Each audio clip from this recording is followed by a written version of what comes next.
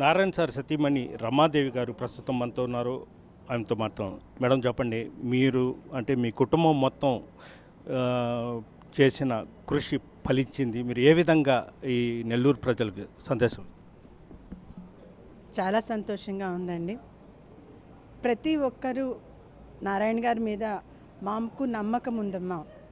అంటే ఏదైతే 2014-19 మధ్య సార్ ఏవైతే అభివృద్ధి కార్యక్రమాలు చేశారో ఆ అభివృద్ధి కార్యక్రమాలు మళ్ళీ మేము ఎన్నుకుంటే, సార్ని ఎన్నుకుంటే అవి పూర్తవుతాయి. ఏవైతే అసంపూర్తిగా కొన్ని మిగిలిపోయినాయో అవి పూర్తవుతాయి. ప్లస్ నెల్లూరుని ఒక స్మార్ట్ సిటీగా చూసుకోగలము అన్న నమ్మకం మాకుంది అనేది ప్రతి ఒక్కళ్ళు మేము ప్రచారం చేసినప్పుడు, వెళ్ళి కలిసినప్పుడు ప్రతి ఒక్కళ్ళు అదే ఎక్స్ప్రెస్ చేశారు. ఒక్క తప్పు చేశాం, ఒక్క ఛాన్సు అనే దాంతో ఒక పొరపాటు చేశాం మేము. ఆ పొరపాటు చేసిన దానికి ఎలా అనుభవిస్తున్నామనేది మేము ప్రత్యక్షంగా చూస్తున్నాం. ఇంకా సార్ చేసిన అభివృద్ధి మాకు తెలుసు కానీ ఇంకా ఏమన్నా జరుగుతుందేమో అన్న దాంతో ఒక ఛాన్స్ అనే దానికి పొరపాటు చేశాము. ఇక ఆ పొరపాటు చెయ్యము అని ప్రతి ఒక్కళ్ళు భరోసా ఇచ్చారు. ఆ ఇచ్చిన భరోసా సార్ మీద పెట్టుకున్న నమ్మకానికి ఒక కొలమానం ఏంటంటే ఈరోజు జరిగిన అద్భుతమైన మెజార్టీ అండి. అదేవిధంగా 20,000 30,000 మెజార్టీతో గెలుస్తారు అనుకున్నా, అలాంటిది 76,000 మెజార్టీతో సార్ గెలిచారు. అంటే ప్రభుత్వం మీద అంత వ్యతిరేకత ఉందని అనుకోవచ్చా? నారాయణ సార్ వస్తే ఖచ్చితంగా చేస్తారన్న నమ్మకం ఉందండి. ఇప్పటి వరకు ఏమీ జరగలేదు కాబట్టి మాటలు చెప్పారు కానీ చేతల్లో ఏమీ లేదు. ఖచ్చితంగా చేతల్లో కనిపించాలి, పనులు జరగాలి, మాకు ప్రశాంతంగా ఉండాలి అంటే ఖచ్చితంగా నారాయణ సారే రావాలి అన్న కసి కనిపించిందండి. మేడం అదేవిధంగా అంటే మీరు 4-5 భాషల్లో ఉర్దూ, తెలుగు, హిందీ, తమిళ్ మొత్తం మాట్లాడి ప్రతి ఇంటికి పోయి మహిళలతో కదిలించారు. కొన్ని సమస్యలు కూడా ఇచ్చేసి ఈరోజు గెలిచారు.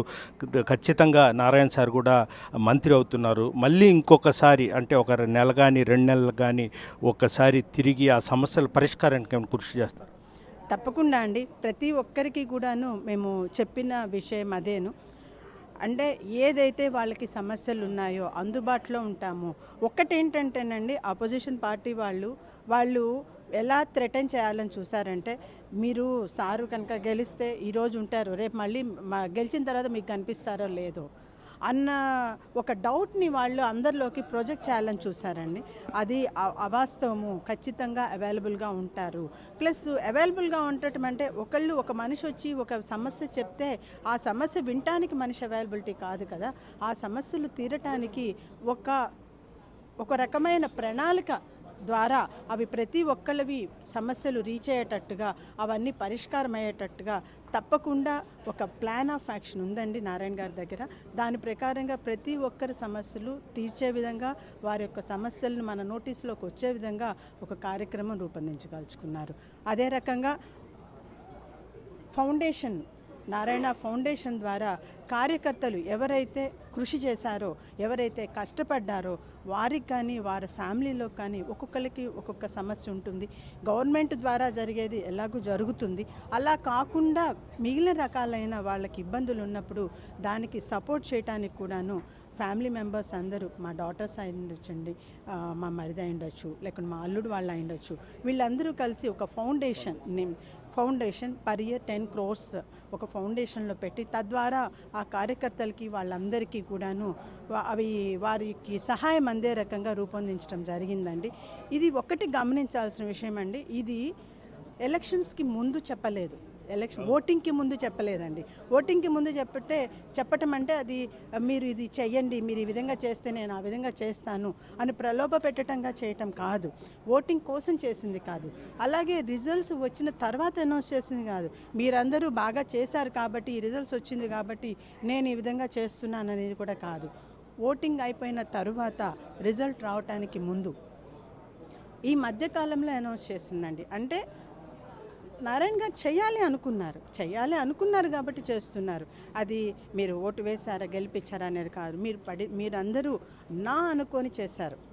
నారాయణ గారు నా మనిషి, మా ఫ్యామిలీలో వ్యక్తి అని చెప్పి ప్రతి ఒక్కళ్ళు ఫీల్ అయ్యి ఆ రకంగా చేశారండి. ప్రతి కార్యకర్త, మహిళా టీం అయి ఉండొచ్చు, ఎన్ టీం అయి ఉండొచ్చు, యూత్ అయి ఉండొచ్చు, లేకుంటే బూత్ కన్వీనర్లు అయి ఉండొచ్చు, ప్రెసిడెంట్స్ అయి ఉండొచ్చు, వైస్ ప్రెసిడెంట్ అయి ఉండొచ్చు, ప్రతి కార్యకర్త ఈ నారాయణ సారు నా సారు, మా ఇంట్లో వ్యక్తి, మేము గెలిపించుకోవాలి అన్న డెడికేషన్తో చేశారు. అందుకోసమని వాళ్ళ వెల్ఫేర్ కూడా ఏర్పాటు చేయడం జరిగిందండి. మేడం, చివరిగా అంటే నెల్లూరు సిటీ ప్రజలకు చివరికి ఎలాంటి సందేశం ఇస్తారు? మీ అందరూ ఇంత భారీ మెజార్టీ ఇచ్చినందుకు నా హృదయపూర్వకమైన ధన్యవాదాలండి. అదే రకంగా మీరు పెట్టుకున్న నమ్మకాన్ని తప్పకుండా నారాయణ గారు నిలబెట్టుకుంటారు. ఫ్యామిలీ మెంబర్స్గా నేను కానీ, మా పిల్లలు కానీ, మా అల్లుడు వాళ్ళు కానీ అందరూ తప్పకుండా నారాయణ గారికి మా వంతు సహాయ సహకారాలు అందిస్తాము. తప్పకుండా నారాయణ గారు ఆ నమ్మకాన్ని నిలబెట్టుకుంటారండి. Thank you. ఇది పరిస్థితి. నారాయణ గారిని గెలిపించిన ప్రతి ఒక్కరిని గుర్తుపెట్టుకుంటారు. నెల్లూరు నగర అభివృద్ధి కోసం కృషి చేస్తామని కూడా రమాదేవి చెప్తున్నారు. వీడియో జర్నలిస్ట్ ప్రదీప్తో గయాజ్ RTV నెల్లూరు నుంచి. మరిన్ని వీడియోస్ కోసం ఛానల్ ని సబ్స్క్రైబ్ చేయండి. లేటెస్ట్ అప్డేట్స్ కోసం వాట్సాప్ ఛానల్ ని ఫాలో చేయండి. అండ్ లింక్ డిస్క్రిప్షన్ లో ఉంది.